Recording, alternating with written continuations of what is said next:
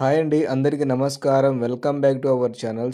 ఈ రోజున వచ్చేసి మన తెలంగాణలో ఉన్న ఎవరైతే రైతన్నలైతే ఉన్నారో వాళ్ళకైతే గొప్ప శుభవార్త అనుకోవచ్చండి. మొత్తానికి మన తెలంగాణలో ఉన్న రైతన్నల కోసం అయితే మన రాష్ట్ర ప్రభుత్వం ఆర్థిక సాయం అందియడానికైతే ముందుకైతే వచ్చింది కాబట్టి రైతు భరోసా పథకం ద్వారా వచ్చేసి మన తెలంగాణలో ఉన్న రైతన్నలకైతే ఎకరానికి 6,000 రూపాయల చొప్పున అయితే డబ్బులైతే విడుదలవుతున్న విషయం అందరికీ తెలిసిందే కదా. మొన్నటి వరకు అయితే చాలా బాగా అయితే డబ్బులైతే వచ్చాయి.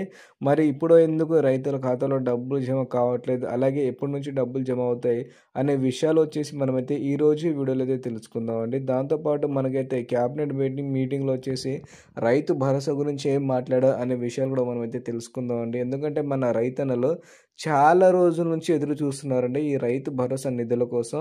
ఆ డబ్బులు అనేది మనకి ఈరోజు వస్తాయి, రేపు వస్తాయని మనకైతే ఎంతో ఆశ అయితే పెట్టారు, కానీ డబ్బులు అయితే రాలేదని చాలామంది అంటున్నారు. కాబట్టి ఈరోజు ఈ వీడియోలో అయితే మనమైతే తెలుసుకుందాం, మనకైతే డబ్బులు ఎంతవరకు అయితే వస్తుంది అనే విషయాలు వచ్చేసి మనమైతే తెలుసుకుందాం. కాబట్టి ఈ వీడియో మాత్రం మీరు ఎక్కడ స్కిప్ చేయకుండా పూర్తిగా చివరి వరకు చూడండి, ఓకేనా.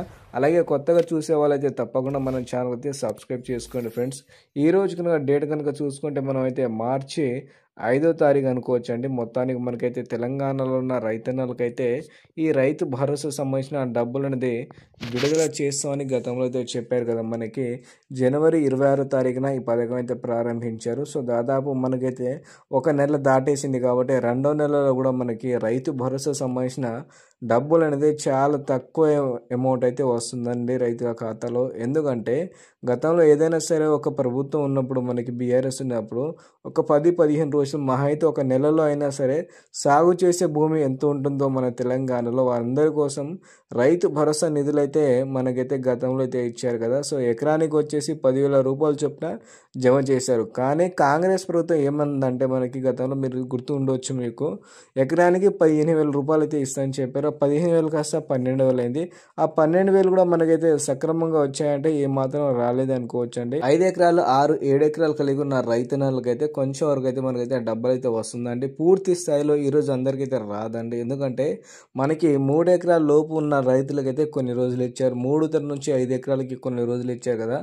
ఇప్పుడు 5, 6, 7 ఎకరాలకి కొన్ని రోజులు అయితే మనకైతే కంటిన్యూ అవుతూ రైతుల ఖాతాలో ఎట్టి పరిస్థితుల్లో పెండింగ్ ఉండకుండా అన్ని డబ్బులు అయితే రైతుల ఖాతాలో జమ చేస్తామని మన వ్యవసాయ శాఖ మంత్రిగా తుమ్మల నాగేశ్వరరావు గారు మనకైతే క్యాబినెట్ మీటింగ్లో చెప్పడం జరిగిందండి. మొత్తానికి హామీ ఇచ్చిన విధంగానే ఈ రోజు కూడా మన తెలంగాణలో ఉన్న రైతన్నలకైతే డబ్బులు అయితే వస్తున్నాయి. కాబట్టి ఒక్కసారి మీరు ఏం చేస్తారంటే మధ్యాహ్నం పూట ఒకసారి చెక్ చేసుకోండి, మీకు కనుక డబ్బులు వచ్చి ఉంటాయి.